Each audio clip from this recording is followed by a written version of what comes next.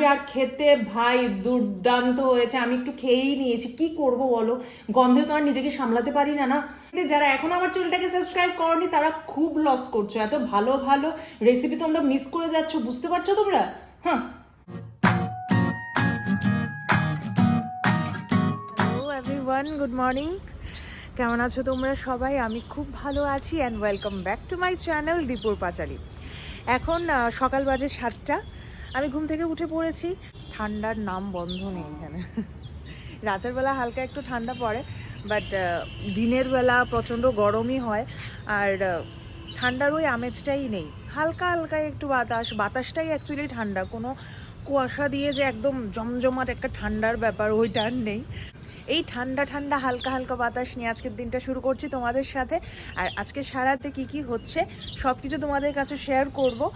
আমার ভিডিওটা ফুল দেখো, যারা যারা এখন অবধি আমার চ্যানেলটাকে সাবস্ক্রাইব করনি সাবস্ক্রাইব করে দিও, বেল আইকনটা ক্লিক করে দিও। আর চলো শুরু করছি। আমার ঘরের গাছগুলোকে আমি এখানে এনে রেখেছি, ঘরে এত পরিমাণে মশা দেখে না আমি আর মানে লিটারালি আমি ভাবছি যে গাছগুলো কি রাখবো ঘরে না কি করব। তাই ভাবলাম না, ঠিক আছে, ফেলে দেওয়ার থেকে তো একটু ঘরে রাখাই ভালো। ফেলে তো দেবো না অবভিয়াসলি, গাছগুলিকে একটু বাইরেই এনে রেখেছি। হ্যাঁ, এটা অবশ্য ঠিক, গাছগুলো বাইরে আনার পরে হালকা একটু মশা কমেছে, বাট অনেকটাই প্রিকশন নিতে লাগে, সারাদিন দরজা জানালা বন্ধ করে রাখতে লাগে। এটা কি একটা পসিবল, সারাদিন দরজা জানালা বন্ধ করে রাখা? তাও কি করব, কিছু করার নেই, এখনো ঘুমায়। এই ওঠো ওঠো মটো। লাস্ট কিছুদিন ধরে দেখতেই পাচ্ছিলে রেগুলার আর ভিডিও দিতে পারছিলাম না আগের মতো, জানি না সাডেনলি কি হয়েছে আমার, না মানে শরীরটা ঠিকই থাকছে না, ঠিকভাবে হচ্ছেই না রেগুলার ভিডিও দেওয়াটা। তো চেষ্টা করছি আবার আস্তে আস্তে রেগুলার ভিডিও দেওয়া, দেখি হবে, সব কিছুই হবে।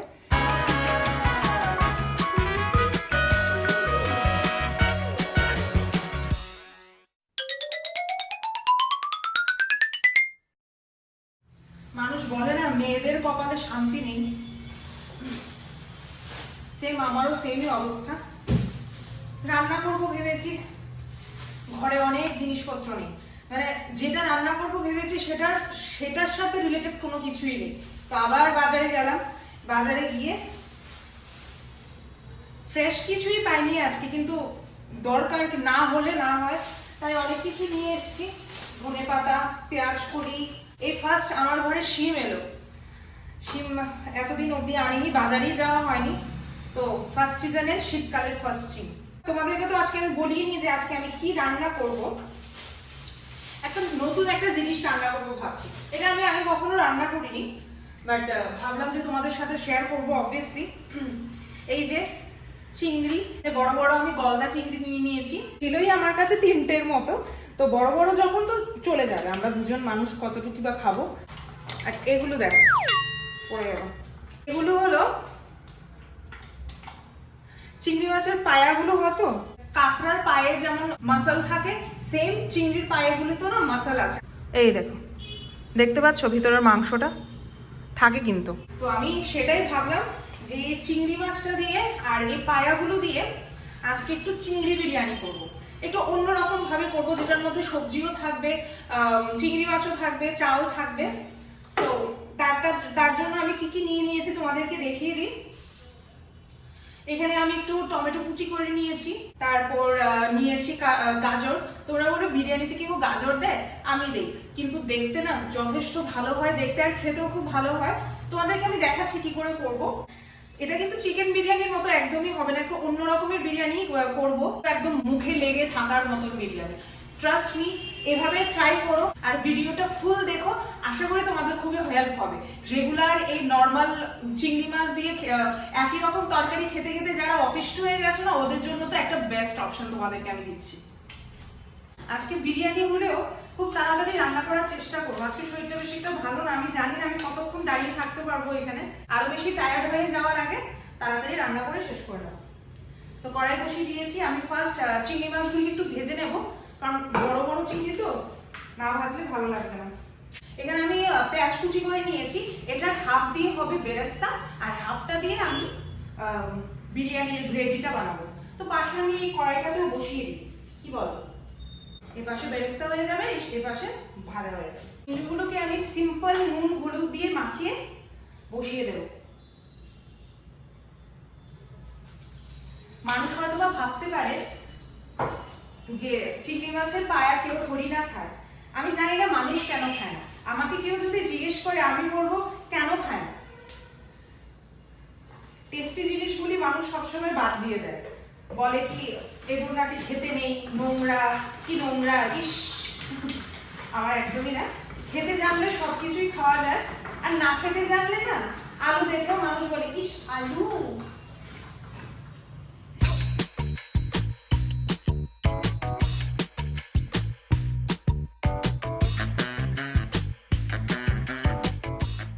বেরেস্তার জন্য তেল গরম হচ্ছে, একদম অল্পই দরকার, আমার বেশি দরকার। আমার বেরেস্তা ভাজা হয়ে গেছে, আমি এখন তুলে নিচ্ছি। তাড়াতাড়ি করে তুলতে লাগে এইসব, না হয় একদম কড়াইয়ের মধ্যে থাকতে থাকতে না সাডেনলি পুড়ে যায়। আমি বুঝতে পারি না, আমার লাস্ট বারের বেরেস্তাগুলিও যথেষ্ট পুড়ে গিয়েছিল। আজকে আগেই নামিয়ে নেব। আর এদিকে আমার চিংড়ি মাছগুলিও ভাজা হয়ে গেছে, আর সেম কড়াইতেই আমি বিরিয়ানির গ্রেভিটাও রেডি করবো। সব ফ্লেভার তো এটাতেই আছে না।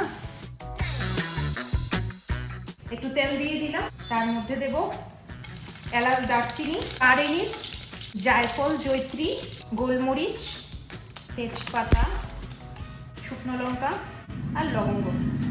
আস্ত মশলায় কয়েকটা জিনিসই দেব।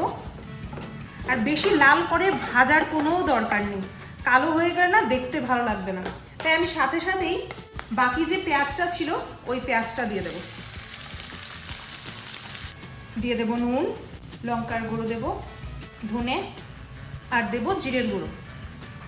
আমি এখানে হলুদটা স্কিপ করছি। স্কিপ করার কারণটা হলো, যদি হলুদটা দিই না পুরো পোলাওয়ের মতো একটা ইয়েলো ইয়েলো ব্যাপার চলে আসবে, যেটা আমি একদমই চাই না। আমি চাই একটু সাদা সাদা থাকুক, ভালোই লাগবে। আর চিংড়ি মাছে যতটুকু হলুদ পড়েছে সেটা দিয়ে কালারটা ব্যালেন্স হয়ে যাবে। তো এটাকে আমি ভালো করে মজিয়ে নেব। আর এই পাশে না আমি অ্যাকচুয়ালি চালটাও বসিয়ে দিচ্ছি, একদম টাইম ওয়েস্ট করা চলবে না। একটু পাশে স্প্রাউট নিয়ে নিয়েছি, চালটাকে একটু স্প্রাউট দেবো, গাজর পড়বে, ভালোই লাগবে দেখতে না। গ্রিন, রেড, চিংড়ি, যেটা তোমার খেতে ভালো লাগে তুমি সেটাই অ্যাড করতে পারো। জাস্ট খেতে ভালো হতে হবে। তুমি যা কিছু অ্যাড করলে, অ্যাড করে এটা ভালো হলো না খেতে, সেটার কোনো মানে নেই। এখন টমেটোটাও দিয়ে দিচ্ছি, ভালো করে মজিয়ে নেব। মজিয়ে নেব মিন্স কষিয়ে নেব। আমার পেঁয়াজগুলো অলমোস্ট নরম হয়ে এসছে। এতে দিয়ে দেব রসুন বাটা, দিয়ে দিচ্ছি আদা বাটা, ভালো করে কষিয়ে নেব। এদিকে আমি চালের জন্য জলটা বসিয়ে দিয়েছি, আর কিছু গোটা মশলা দিয়ে দিচ্ছি। তেজপাতা, গোলমরিচ, লং, দারচিনি, এলাচ আর জায়ফল, জয়ত্রী দিয়েছি। একটু সামান্য তেলও অ্যাড করব। এবার জলটা ভালো করে ফুটতে থাকুক। 80% মজে গেছে। 2 টেবিল স্পুন দই দিয়ে দেবো। দইটা না দিলেও চলে, বাট আমি দিচ্ছি কেন, বিরিয়ানিতে না দই ছাড়া একদমই ভালো লাগে না। এতে আমি চালটা এক এক করে দিয়ে দেবো। 2 জন মানুষের মতো চাল নিয়েছি, 500 গ্রামের মতো বাসমতি চাল নিয়েছি দেখো। তার সাথে আমি স্প্রাউটসগুলি দিয়ে দেবো। স্প্রাউটসগুলিও সেদ্ধ হয়ে বেরিয়ে আসবে। এখানে তো মশলাটা কষবে, তার সাথে আমি গাজরগুলো দিয়ে দিচ্ছি। গাজরগুলো একসাথে সেদ্ধ হয়ে যাবে। আমি অ্যাকচুয়ালি গাজরগুলো বেশি সেদ্ধ করতে চাইছিলাম না, মুখে যেন একটু ক্রাঞ্চি ক্রাঞ্চি পড়ে, সেটাই ভালো লাগবে। গ্রেভির জন্য আমি একটু জল দিয়ে দেবো। আর এই পাশে আমার বিরিয়ানির চালটা একদম রেডি হয়ে গেছে, তোমাদেরকে দেখিয়ে দিচ্ছি। 70% রেডি হয়ে গেছে। এটা আমি এবার জলটা ঝাড়িয়ে নেব। এখানে আমার গ্রেভিটা অলমোস্ট রেডি। এবার এতে চিংড়ি মাছগুলো ছেড়ে দিচ্ছি। মাথাগুলি অনেকটাই ভেঙে গেছে, বেশি বড় চিংড়ি মাছ হলে যা হয়।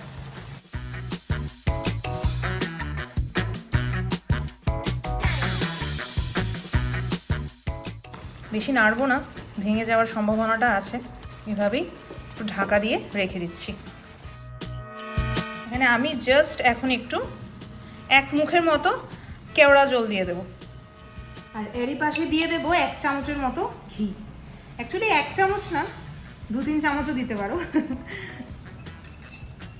আর চালটাও ধুয়ে একদম ঝেড়ে নিয়েছি জলটা। আমি সবকিছু নিয়ে এখানে বসে পড়েছি, এখন জাস্ট অ্যাসেম্বল করব, করে গ্যাসে বসিয়ে দেব। আমি জানি না আমাকে দেখা যাচ্ছে কিনা, যদি নাও দেখা যায় এটা দেখা গেলেই হবে। প্রথমে আমি এটার বেসটার জন্য যাতে না পুড়ে যায় তাই একটু ঘি দিয়ে গ্রিস করে দেব। একটু একটু তো পুড়ে যাবেই, আর যদি বেশি প্রবলেম হয় তাহলে নিচে মানে এই জায়গাটায় অনেকগুলো তেজপাতা দিয়ে দিও। তেজপাতা দিয়ে তারপর বিরিয়ানিটা বসালে পোড়াটা লাগে না। এটা আগে গ্রিস করলাম, তারপর সামান্য একটু দিয়ে দেব চিংড়ি মাছের গ্রেভিটা। চিংড়ি মাছের পায়া গ্রেভি একসাথে আমি দিয়ে দিচ্ছি, দিয়ে একটু স্প্রেড করে দেব। এবার একটা লেয়ার করে করে চালগুলো বসিয়ে দেবো, যে বেসিক বিরিয়ানিটা বসে সেভাবেই করব। এটা আমি এভারেস্টের শাহি বিরিয়ানি মশলা এনেছি, এটা হালকা একটু উপর দিয়ে ছড়িয়ে দেবো। এটা তরকারির মধ্যেও দিলে দেওয়া যেত, বাট আমার ভালো লাগে না তাই আমি দিইনি।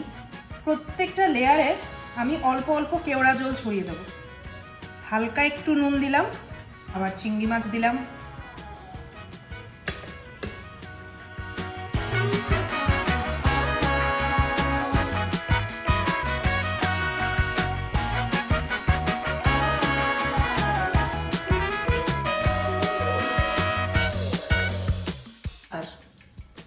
এটা হলো মিঠা আতর। মিঠা আতর ছাড়া কি আর বিরিয়ানি হয়? একদম অল্প, কারণ আমার বিরিয়ানির কোয়ান্টিটিটা একদমই কম।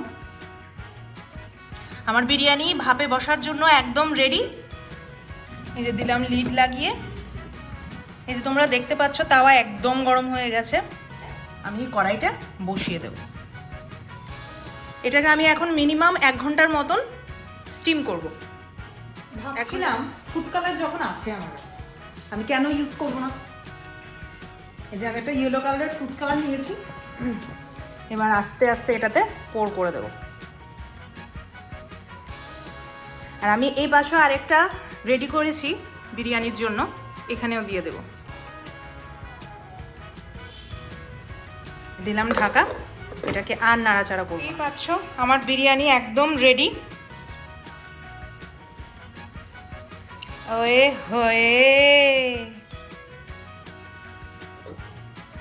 Just look at this man. আমি এই পাশে একটা বসিয়েছি, এটার উপর না আমি একটু জলও রেখেছি। জলটা হাত দিলে আমি যখন বুঝতে পারি জলটা গরম হয়ে গেছে, তখন আমি বুঝে যাই যে যথেষ্ট ভাপ হয়ে গেছে।